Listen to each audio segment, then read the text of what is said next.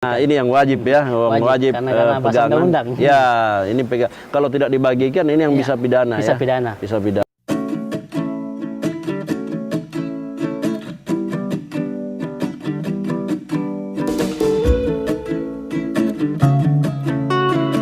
Teman-teman penyelenggara, ketemu lagi dengan saya, Gunawan Mashar, anggota KPU Makassar, Divisi Teknis Penyelenggaraan. Kita ngobrol lagi di Nope, Notula Pemilihan. Jangan lupa like, komen, dan tentu saja share ya, biar semua orang tahu bahwa di KPU Makassar ada video sekreatif ini ya. Teman-teman, sekali lagi jangan lupa juga subscribe dan juga jangan lupa bunyikan loncengnya biar update-update-nya tetap bisa diikuti sampai tanggal 9 Desember 2020. Kali ini saya bersama sahabat saya ya, sahabat penyelenggara dari Bawaslu Makassar ya, Pak Abdul Hafid. Ya. Bagaimana kabar, Bung? Alhamdulillah. Sehat baik. Ya? Baik. Alhamdulillah. Ini saya senang menyapa dengan Pak Gun dengan Kanda. Ya, siap. Kebetulan sama-sama alma mater kita ya. Sama-sama di Unhas ya, sama-sama anak PIS ini. Siap. PIS bersatu sekarang, Pak Hafid ya. PIS mencari lawan.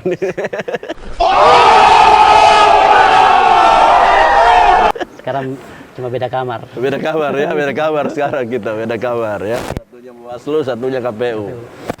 Oke, teman-teman, saya yakin ya, semua teman-teman penyelenggara termasuk ya ad hoc di KPU, juga ad hoc di Bawaslu Makassar, ini masa-masa sibuknya kita ya. Masa-masa jarang di rumah ini. Jarang bertemu keluarga, jarang bertemu anak. Termasuk kalau pulang kita pulang jam 2, berangkat lagi pagi. Pagi ya. Bermain dengan anak sudah susah ya, apalagi Pak Hafid masih kecil anaknya ya. Masih lagi lucu-lucunya misalnya ya. Lagi ada kasihnya bermain ini sebenarnya, tapi tidak apa-apa saya kira ya. Ini bagian dari tugas-tugas kita kepada negara, Pak Hafid ya. Ya, teman-teman penyelenggara, saya barangkali perlu jelaskan sedikit ke Pak Hafid bahwa memang video kita ini kita tujukan untuk penyelenggara ya, penyelenggara di bawah, kawan-kawan PPS, kawan-kawan KPPS itu untuk lebih tahu lagi. Jadi ini semacam share informasi, pengetahuan, persiapan untuk teman-teman KPPS mengetahui teknis-teknis khususnya bagaimana pemungutan dan penghitungan suara. Nah, mumpung ada teman Bawaslu di sini, kita kan banyak berbicara mengenai kemungkinan larangan-larangan apa di saat jelang-jelang pemungutan. Kita mungkin langsung masuk ke C pemberitahuan. Soal C pemberitahuan ini yang rawan terkait dengan C pemberitahuan apa saja nih, Pak? Ya, terkait C pemberitahuan yang dulu kita kenal dengan C6. C6 dulu ya. Dengan adanya PKP Mubarak kan itu sebenarnya lebih menyederhanakan bahasanya. Ya, lebih memudahkan sebenarnya, memudahkan dipahami oleh teman-teman PPS. Tidak dihafal-hafal lagi nomornya ya. Jadi ini sudah semakin memperjelas bahwa itu adalah pemberitahuan, artinya setiap pemilih itu harus sudah menerima pemberitahuan ini sebelum hari pencoblosan. Ya, hari H ya, satu hari sebelum hari H. Itu paling lambat. Ya. Tidak boleh lagi misalkan pada misalnya hari pencoblosan. Ya. Jadi kalau misalnya KPPS mengantarkan C pemberitahuan, nah sementara banyak sekali kita dapati di lapangan, ternyata orangnya tidak ada. Sebaiknya menitipkan ke orang rumah misalnya ya. Kalau orangnya ada sebenarnya cuma karena faktor bekerja di dalam misalnya perasaan kami sebaiknya ditunggu ya. Itu bisa ditunggu, bisa juga sebenarnya dikit, tapi orangnya betul ada. Tapi kalau dia dipastikan bahwa orangnya ada ya. Karena yang sampai kayak kita sebenarnya saya lah misalnya saya pulang jam 2 kan. Orang di rumah kan pasti datang misalnya ya, dititipkan ke orang rumah. Tapi pastikan orang itu ada betul telah menerima nantinya ya. Jangan sampai orangnya tidak ada di luar kota dan tidak menutup kemungkinan kembali nanti setelah 9 Desember ini. Itu harus kita pastikan. Bahwa ada betul, bukan merantau ini, bukan hanya pergi bekerja ya. Bekerja. Kemudian menitipnya ini kalau dikritik ke orang tua atau misalnya ke saudara yang satu rumah itu boleh ya. Boleh. Tapi kalau misalnya ke tetangga sebaiknya dihindari. Sebaiknya hindari, jangan Nah, di ini tetangga. karena Apalagi jangan ya. juga di ketua RT RW. Ini juga rawan ya. Ini rawan itu. ya. Misalnya tiba-tiba coba pemberitahuannya hilang gitu, diambil oleh oknum-oknum ya, oknum-oknum. Ya. Nah, ini yang rawan ya. Yang Kemudian saat misalnya ada ada beberapa ya pemberitahuan yang tidak sampai itu 1 hari sebelum pemungutan suara ya. Itu sudah tidak bisa diambil lagi. Iya, Nah, itu kalau nanti bahasa regulasinya begitu. ya, nggak boleh dikumpul lagi. secara berjenjang. Berjenjang. Ya, dikumpul secara berjenjang ke PPS dan ke KPU sampai ke KPU dan ada berita acara kan. Ya, dari temuan-temuan teman Bawaslu misalnya kalau kita bandingkan dengan pemilu 2019, ini C pemberitahuan atau dulunya C6 seberapa banyak sih dimanfaatkan misalnya oleh oknum-oknum ini untuk Kalau terkait C6 atau pemberitahuan ini, kalau di pemilu kemarin sebenarnya hampir tidak ada sih sebenarnya. Iya. Itu bisa dikatakan tersampaikan semua. Iya. Tapi kalau tidak salah ada kasus kemarin yang di Benggala yang Ya, penyalahgunaan. Ya, PPS-nya yang memberikan kepada kemenakannya. Nah, itu. Ya, ketahuan gara-gara ternyata nama di C pemberitahuan itu nama perempuan. Ya, betul. Ada memang itu. Tapi itu kan sudah kejadian pada saat pencoblosan. Artinya mungkin di situ juga maksudnya bahasanya begini, agak langkah pencegahannya tidak jalan di situ. Tidak jalan saat itu ya. Jadi ketahuan di sana yang kayak gini sebenarnya dihindari ya. Makanya kali ini kita perlu hindari terkait itu karena ini kan sudah jelas. Ya. Tidak ada Andai lagi kata C6-nya saat misalnya dikumpulkan betul secara berjenjang tidak terjadi kejadian begini. Betul. KPPS itu kan yang kasusnya ketua KPPS-nya yang kasih kemenangannya. Harusnya C6 yang tidak dikumpulkan malamnya diserahkan kepada PPS. Iya, betul. Ada amplopnya dimasukkan dalam amplop dari PPS, PPK nanti KPU. Harusnya. Nah, jadi semua ada berita acaranya. Ya, harus ada berita acaranya jadi terdata semua ya. Nah, kemudian sekarang Bung Hafid melihat C pemberitahuan yang baru ini kan agak berbeda dengan yang C6 dulu ya. Misalnya ada penyampaian beberapa hal ya. Terkait misalnya selain soal APD, keharusan untuk bawa masker dan alat tulis, juga keharusan untuk membawa KTP. Kita melihat memang di regulasi KTP ini agak semakin tinggi tingkatannya dia sebagai untuk mengkonfirmasi identitas bahwa betul-betul yang mempunyai pemberitahuan ini adalah orang yang sama dengan di KTP. Itu bagaimana Anda melihat potensi-potensinya ya, misalnya keharusan untuk C pemberitahuan dan KTP? Ya, jadi saya melihat regulasi ini sebenarnya memang fokus ke KTP sebenarnya untuk memilih. Nah, karena KTP betul-betul ya, betul-betul itu yang menjadi alat kontrolnya, maksudnya alat maksudnya sahnya untuk orang memilih KTP. Tapi sekali lagi KTP yang domisili Makassar. Ya, betul. Karena kita lagi pilkada Kota Makassar. Nah, kalaupun misalnya nanti ada yang berarti semakin tergerus sebenarnya fungsinya C pemberitahuan ya. C pemberitahuan itu hanya penanda sebenarnya bahwa si pemilih masuk dalam DPT, tapi dia bukan penentu. Bukan penentu. Nah, ini mungkin yang harus hati-hati teman-teman KPPS ya. Misalnya ada yang hanya membawa C pemberitahuan, jelas tidak bisa memilih tidak bisa. Pak ya. Tetap harus ada KTP. Kalau misalnya tetap ada yang kecolongan ini masuk pakai C pemberitahuan, ini bagian dari sanksinya apa sih? Jika sekiranya itu terjadi nanti di tanggal 9 Desember itu sebenarnya kalau C6 yang dimaksud dan ada di DPT mungkin kita akan cross check memang ada di DPT. Sederhananya begini, kalau dia ada di DPT mungkin untuk PSU-nya mungkin agak jauh, belum masih sampai jauh, ke situ, masih jauh. Kecuali kalau yang KTP baru KTP-nya KTP luar misalnya, itu jelas. Itu jelas itu ya PSU ya. Pasti PSU itu. Ini tapi kalau itu masih memungkinkan untuk di cross check ya. Cross check lagi kembali dan langkah pencegahan yang paling mungkin dilakukan nanti oleh pengawas TPS memberitahu yang bersangkutan untuk mencari dulu KTP-nya. Tapi tetap wajib dihindari yang begini karena mengacaukan administrasi sebenarnya. Karena secara regulatif tidak memenuhi sebenarnya karena ada administrasi, ada konfirmasi identitas yang tidak bisa dipertanggungjawabkan ya. Kemudian ya pemilih tadi sudah kita masuk soal pemilih DPTB ya. Nah, ini agak bahaya kemarin sebenarnya. Nah, ini yang banyak terjadi PSU kemarin di tahun 2019 ya. Rata-rata kasusnya ya KTP. Pak Pitih barangkali bisa diceritakan kembali.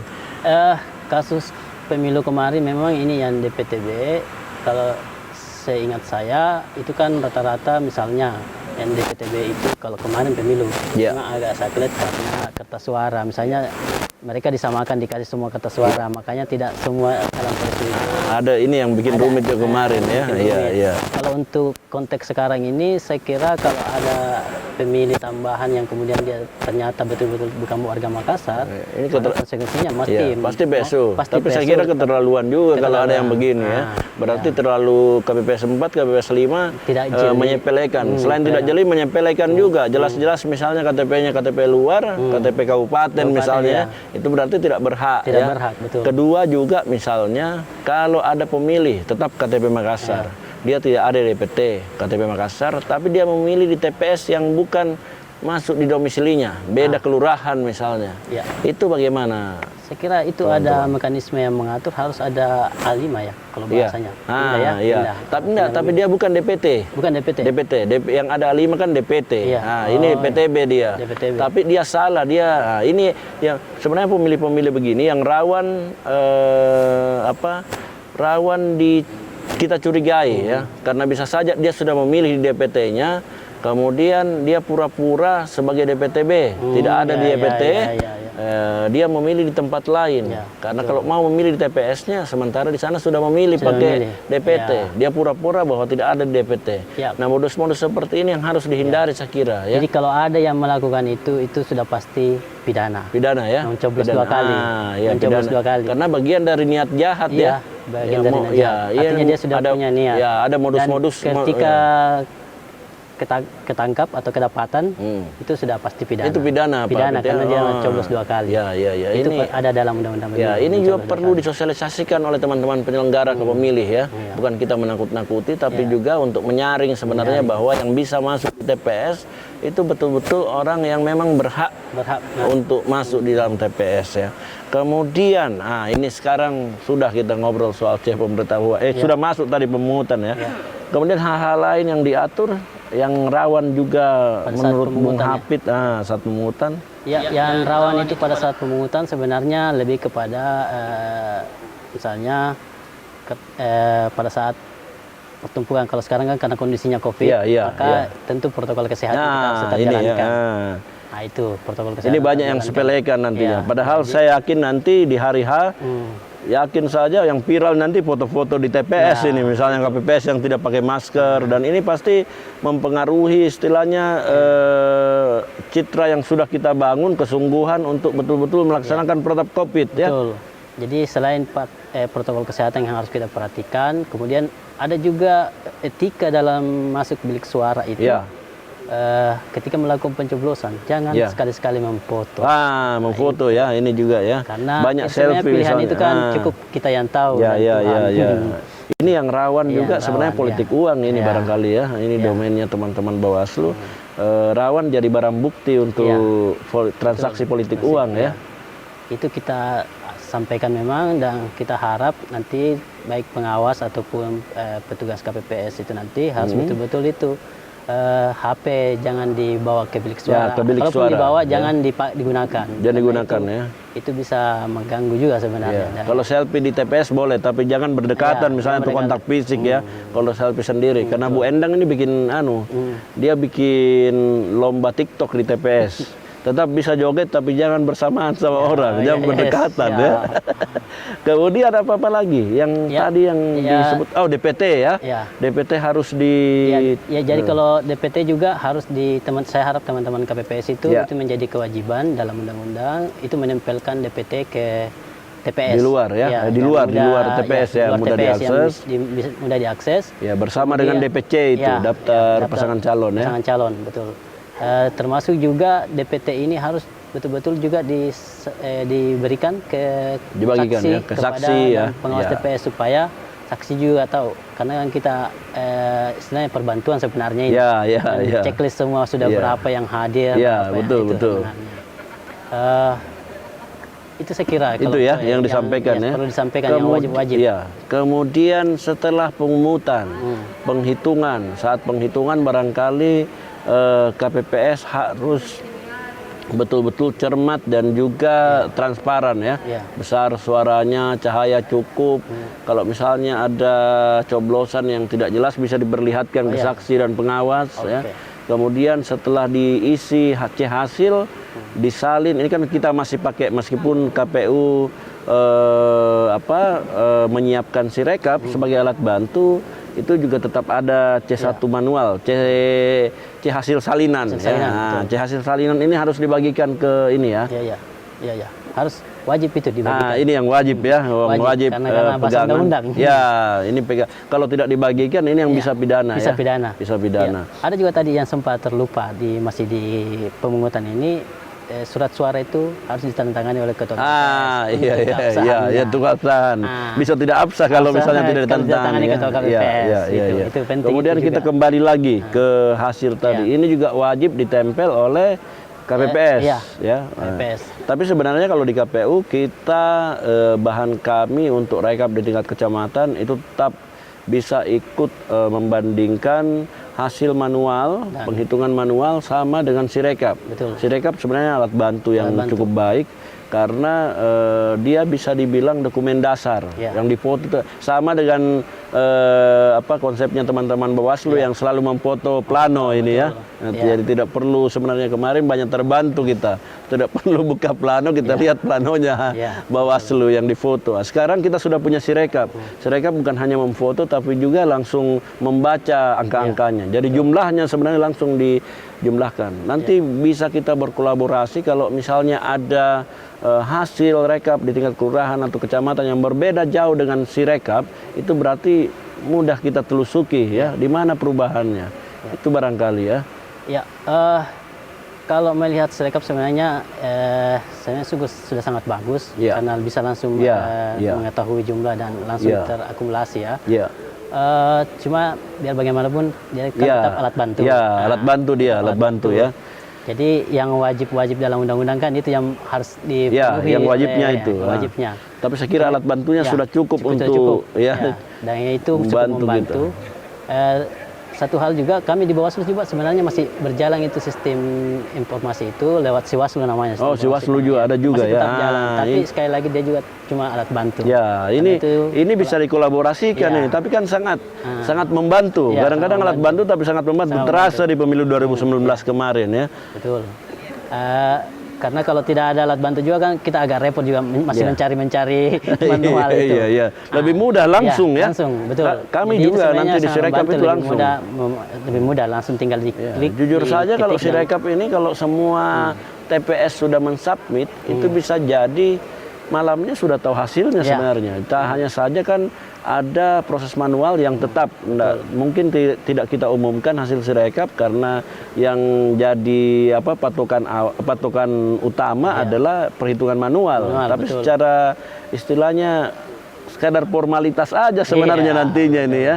Sambil membandingkan. Makanya saya bilang pemilu ini ya cukup bagus karena ada banyak alat bantu di teman-teman Bawaslu, alat bantu juga untuk KPU. Ini juga sebenarnya alat bantu juga untuk mengurangi ya, memangkas banyak sebenarnya kerja-kerja ya. Bagi penyelenggara yang jujur ini membantu memangkas kerja-kerja kita yang kadang-kadang rumit ya, terlalu banyak penyalinan. Nah, untuk penyelenggara yang misalnya nakal yang mau main ini juga sebenarnya menutup ini celah-celah Pak Pit ya. Ya. Jadi prinsipnya alat bantu itu sebagaimana istilahnya sederhananya bagaimana mengurangi kecurangan kecurangan sebenarnya. Kalau dari sisi Bawaslu mengurangi kecurangan. Kalau di KPU selain kecurangan juga karena itu salah satu bentuk informasi terbuka kan. Jadi kalau dia terbuka pasti masyarakat semua tahu. Jadi itu sebenarnya meminimalisir kecurangan. Ini juga perlu saya sampaikan. Kita ada rencana untuk karena bahasa regulasi memungkinkan, meskipun di situ bahasanya membolehkan. Kita dibolehkan di saat penghitungan suara itu untuk live FB.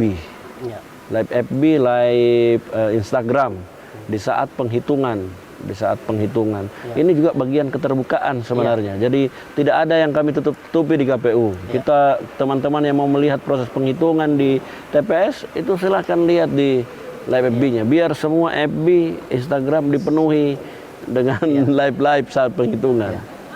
Jadi kalau persoalan itu saya kira tidak ada masalah. Tidak ada Kalau masalah, tidak ya. ada aturan yang melarang. Ya, tidak ada aturan melarang. Tidak Di ada regulasi aturan di yang PKPU 18 justru ini dianjurkan. Dianjurkan. Ada bahasanya, Makanya, disebut. Kalau dia dianjurkan tidak ada masalah. Lebih bagus saya kira. lagi ya. Lebih bagus lagi. Artinya keterbukaan itu betul-betul semua publik bisa melihat bahwa pemilu ini berlangsung secara jujur dan adil. Itu kan prinsip kita. Amin sebenarnya. ya. Nah, semoga terwujud ya.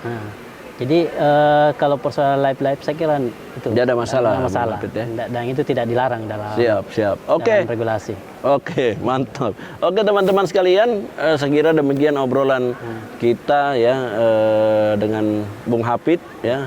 Saya kira sudah sangat banyak yang di-share. Ini juga bisa jadi catatan bagi teman-teman KPPS untuk betul-betul menghindari ya yang kemungkinan pelanggaran pidana, kemudian termasuk pelanggaran administrasi saya kira ya ini betul-betul memang administrasi tapi ya mengurangi kualitas pemilihan kita.